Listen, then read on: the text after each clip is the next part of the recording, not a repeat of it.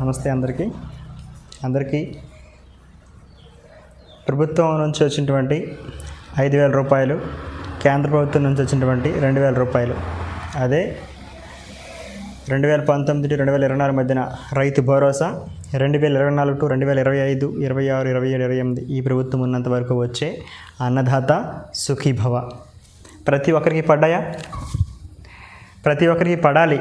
పడిన వాళ్ళందరూ కూడా రైతు భరోసా, అదే అన్నదాత సుఖీభవ పడిన వాళ్ళందరూ కూడా సచివాలయంలోకి వెళ్ళి ఏవైనా రిజిస్ట్రేషన్స్ ఏమైనా తప్పు ఏమైనా ఉందా, లేకపోతే ల్యాండ్ మీ పేరుని చూపించట్లేదా, లేకపోతే ఇంకేమైనా ఇష్యూస్ ఉన్నాయా, దీని పరంగా రైతు భరోసా కానీ రూపాంతరం చెందినటువంటి అన్నదాత సుఖీభవ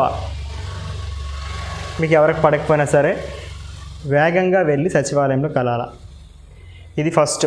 రెండోది ఏంటంటే ప్రతి ఒక్క రైతుకి హక్కు అండి. ఈ యొక్క అన్నదాత సుఖీభవ అనేది ప్రతి ఒక్కరి అకౌంట్లో కూడా పడే విధంగా చేసుకోవడం రైతు బాధ్యత, రైతు హక్కు.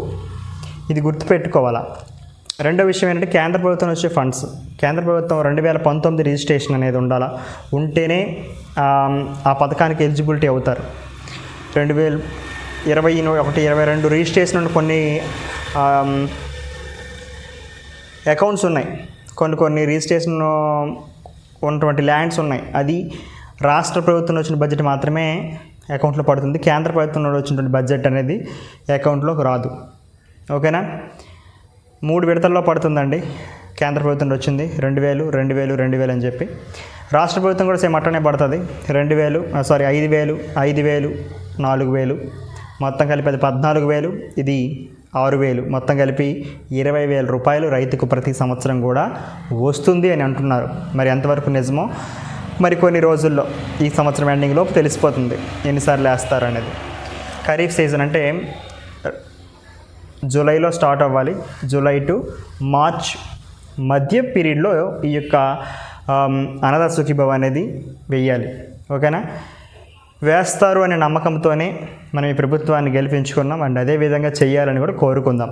అండ్ అంతేకాకుండా ఎవరికైనా సరే పడని ఎడ్లా దయచేసి సచివాలయం డిపార్ట్మెంట్లో అని ప్రతి ఒక్కరికి కూడా మీరు కలిసి, అగ్రికల్చర్ డిపార్ట్మెంట్ వాళ్ళు కూడా కలిసి ఏంది కథ, అసలు ఎందుకు మమ్మల్ని రిమూవ్ చేశారు అంటే, కిందటిసారి వచ్చిన వాళ్ళకి ఇప్పుడు రావట్లేదు అంటున్నారు కాబట్టి వాళ్ళ గురించి మాట్లాడుతున్నాను. ఎవరికైతే అమౌంట్లు పడలేదో వాళ్ళందరూ కూడా సచివాలయం డిపార్ట్మెంట్స్కి వెళ్ళి వెంటనే ఫిర్యాదు నమోదు చేసుకొని అండ్ ఏంటైంది అని చెప్పి వెరిఫికేషన్ డాక్యుమెంట్స్ అన్నీ ఇచ్చి మళ్ళీ ఇంకా పడిన వాళ్ళకి కూడా వేస్తామంటున్నారు కాబట్టి చూసి చెక్ చేసుకుని కోరుతా ఉన్నాను. ఇంకా అంతేకాకుండా మన రాష్ట్రంలో ఉన్న ప్రతి ఒక్కరికి కూడా, రైతులందరికీ కూడా ఒకటి గుర్తుపెట్టుకోవాలా, సద్వినియోగపరిచే కార్యక్రమం ఇది. కాబట్టి ఈ యొక్క ధనాన్ని సద్వినియోగపరిచే కార్యక్రమాన్ని శ్రీకాంత్ చుట్టమని కోరుతా ఉన్నాను. అండ్ అంతేకాకుండా ప్రభుత్వ మేధావిని పనితీరు బాగుండాలని కోరుకోవాలి మనం. అండ్ అదేవిధంగా పనితీరు బాగుంటేనే రాష్ట్రం బాగుంటుందని భావించాలి మనం. రైతన్నలందరూ కూడా ఒకటి గుర్తుపెట్టుకోవాలి, రాష్ట్రం మొత్తం మీద ఉన్న రైతన్నలందరూ కూడా రైతు భరోసా కానివ్వండి, అన్నదాత సుఖీభవ కానివ్వండి, ఇవన్నీ కూడా రైతుకి చాలా ఉపయోగపడేవి. యూరియా, డిఏపి, ఫెర్టిలైజర్స్ కొనుక్కోవాలన్నా, గుండె మందులు జల్లుకోవాలన్నా కనీసం 1 ఎకరా వరకైనా సేవ్ అవుతుంది. అండ్ అదేవిధంగా మీరందరూ గుర్తుపెట్టుకోవాలా, కష్టపడే ప్రతి ఒక్కరికి కూడా ఈ అన్నదాత సుఖీభవని అందుకోవాలని కోరుకుంటూ మీ నాయుడు కుంచాల. శుభం. జై హింద్.